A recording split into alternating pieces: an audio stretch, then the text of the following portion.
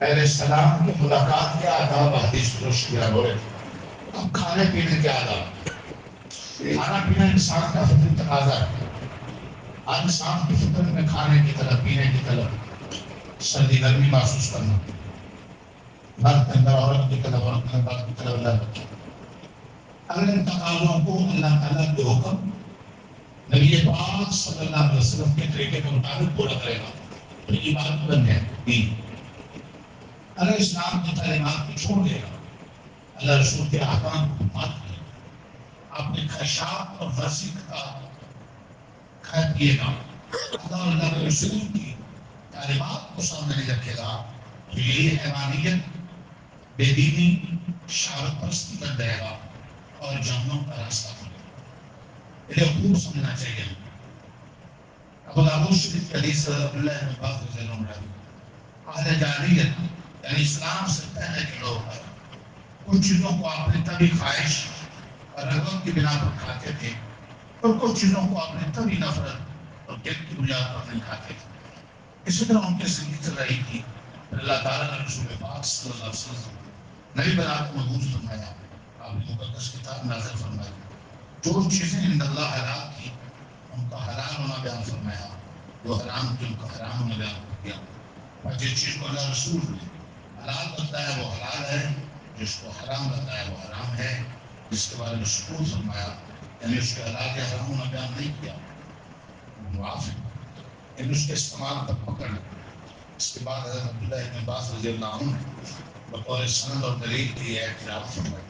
اعوذ باللہ من الشیطان الرجیم اللہ یوفی ما اوحی الی محرما علی طاعم یطعمہ الا ان یکون میتۃ.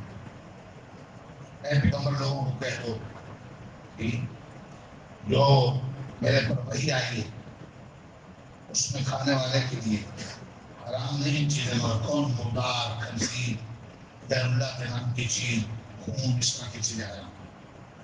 مطلب یہ رسول اللہ صلی اللہ علیہ وسلم کی بحثت اور قرآن پاک کے نزول کے بعد کسی چیز کے حلال یا حرام ہونے کا بیان الہی ہے. خدا اور رسول کا حکم ہے، کسی کی پسند یا ناپسند کر کوئی نفرت اس کو داخل نہیں. حلال ہوا ہے جسے اللہ حلال کہے، حرام ہوا ہے جسے اللہ حرام کہے. کسی انسان کو اپنی مرضی سے کسی چیز کو حلال و حرام ٹھہرانے کا اختیار ہے. حرام کرنے والے حلال کرنے والے اللہ، بتلانے والے اللہ کے رسول. ہم اس کے پابند ہیں.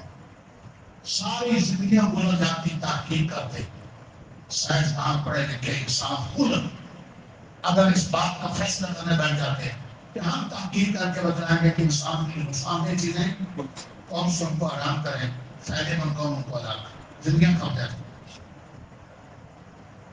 انسان حقیقت جان سکتا. اللہ تعالیٰ نے کتنا بڑا انعام ہر اس چیز کو حرام کیا جس کے کھانے میں انسان کا دینی، دنیاوی، ظاہری، باطنی، جسمانی، روحانی کوئی نہ کوئی نقصان ہو، اور ان چیزوں کو حلال کیا جن میں انسان کا نقصان نہیں ہے. میری نعمت سمجھے. اب انسان کا کام ہے ان کو جانے اور سمجھے، قرآن و حدیث کی روشنی میں اور پاک کی تعلیمات اور مدد سے حرام کی راہ پر چلے. حرام سے مزے بھی رہیں گے، آسانیاں بھی رہیں گی، جنت کا راستہ بھی ہموار ہوگا. اللہ تعالیٰ